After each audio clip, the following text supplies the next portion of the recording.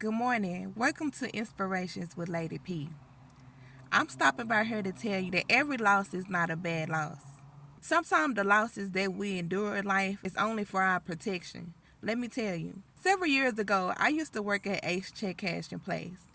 That was one of the jobs that I always wanted, and I got it.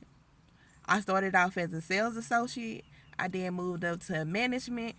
Then I moved up to my own center. Then I was fortunate enough to have my own center that was like literally 3 minutes from my house. I had great numbers. I had great customer service points. I had great customers. Everything was good. I had an overall perfect center in my eyes. After being there about 2 years or so, it came a time where they started cracking down on mystery shop. Well, mind you, I always passed my mystery shop, so I never thought that that would be an issue for me. But at this particular time, it was so many centers that was filling the mystery shop, they made us to sign off on a written statement to say if we failed the mystery shop, that it was an automatic termination. This was my least worry.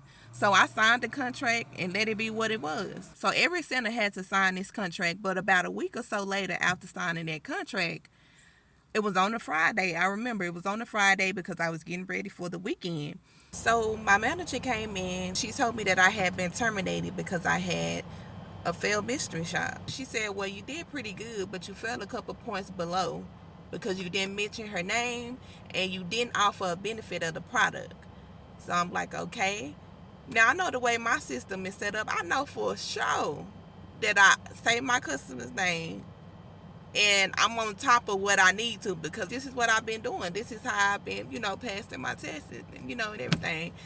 I went home that day and I was mad. I was furious mad because I didn't understand. I'm like God, like everything was going good. Like what happened? Like how can they just take my job like that?